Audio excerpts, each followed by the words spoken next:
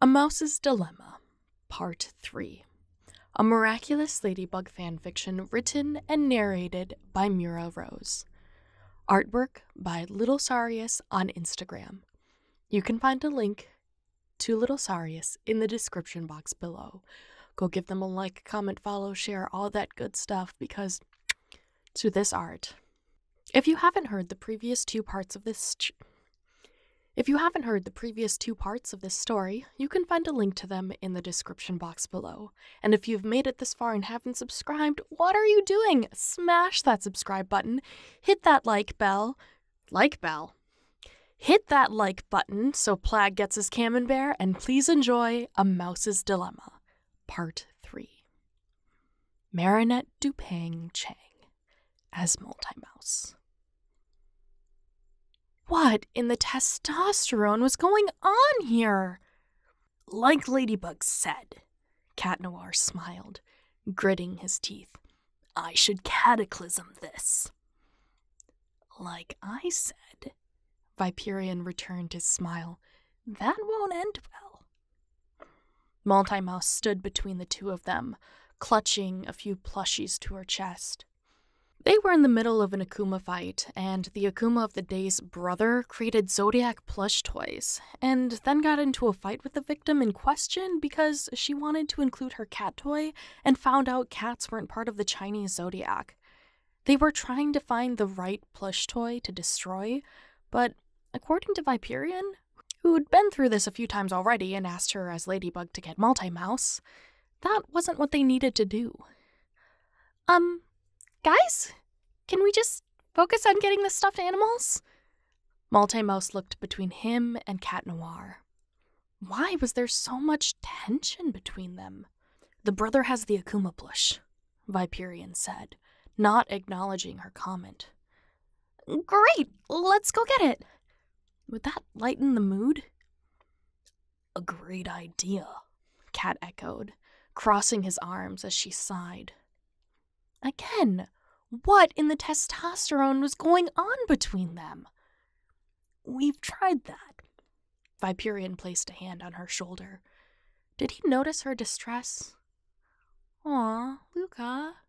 She thanked him mentally, shooting up a smile at him.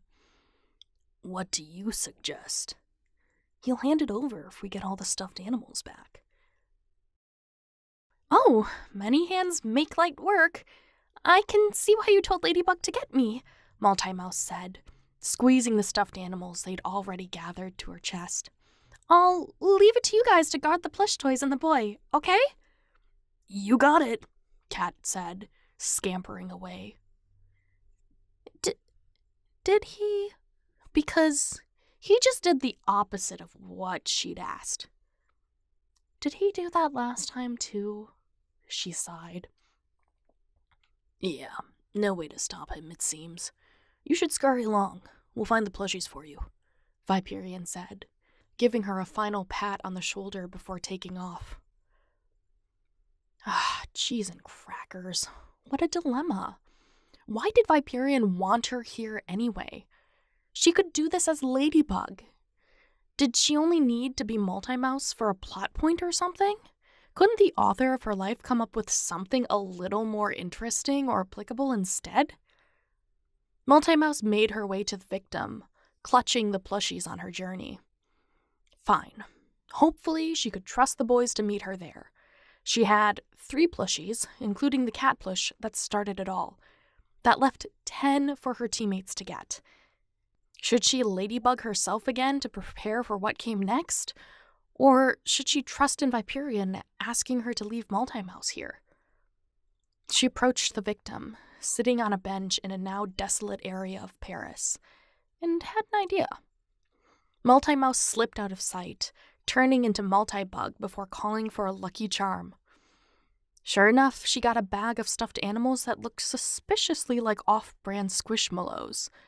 With the help of Multitude, Multi-Bug scattered the toys, capturing the victim's attention and leaving them scrambling to collect the plushies, leaving the original cat plush unattended. Who needs the boys when you've got an army of mice at your disposal? Her predators sure weren't efficient at hunting, but rodents know how to scurry out of sight. Multibug ran to the plush cat, ripped it apart, and sighed with a smile as a dark butterfly rose out. "That's enough evil doing for you, little Akuma," she murmured, catching the bug. She slipped out of sight to detransform from her rodent powers, but not before one of herself brought her a magical plushie. "Miraculous ladybug!" she yelled, tossing it into the air to heal the Akuma's wake. "Ladybug!" she heard Cat Noir call as he ran into the clearing. "Multi-mouse?" She walked out of the alley as her earrings beeped. "Took you long enough." "Where's Multi-mouse?" His ring beeped as well. "You used Cataclysm?" "What? Oh, He looked away, mouth pursed.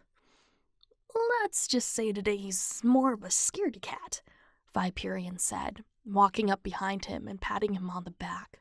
"Well, if you hadn't—" "That's enough," Ladybug said, already feeling a headache coming on. For some reason, they weren't as efficient together as they used to be. "Hey, tell Multi-mouse to expect me in a bit," Viperion said, a smile across his face as Cat's expression twisted into that of surprise. "What? No fair!" Cat began to protest. "Well, I'm literally seconds away from detransforming," Viperion said as his miraculous beeped. "Tell her to meet me at the cart." Cat turned to her as their teammate ran away. "Multi-mouse gets after-fight sweets with that guy?"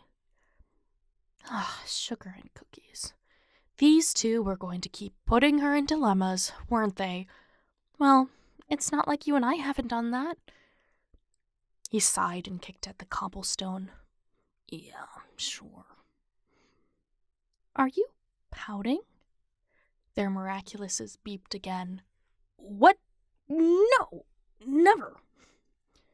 "Then you shouldn't have a problem with Multi-mouse meeting up with other team members." "Yeah, but I just want—" He mumbled something she couldn't clarify. "Besides," she sighed, "it's not like she doesn't like you." His back snapped straight as he stared her down. "She does?" "Marinette? I'd say you're close enough to approach her as Cat Noir to hang out or something if you wanted to. Do you not think so?" "Oh. Yeah." He started nodding, looking past her as he thought about it. The final warning beep echoed between them. "Gotta go," she said, pulling out her yo-yo. "Bug out!" Zipping away, Ladybug couldn't help but sigh and roll her eyes. Those boys. It seemed like they were feuding, but she couldn't figure out why. Well, if push comes to shove, Ladybug knew what she'd have to do. Ladybug would just have to approach them as Multi-mouse and figure out what's going on between them by spending time with each one. What could possibly go wrong? Yeah, this feud between her teammates was no dilemma at all. Thank you so much for listening to A Mouse's Dilemma. You can check out other Miraculous Ladybug fanfiction by checking out other videos and playlists on this channel. Once again, you can find the artist Little Zarius linked in the description box. And don't forget to smash that like button if you enjoyed this series. If you made it all this way and you aren't subscribed, please do so.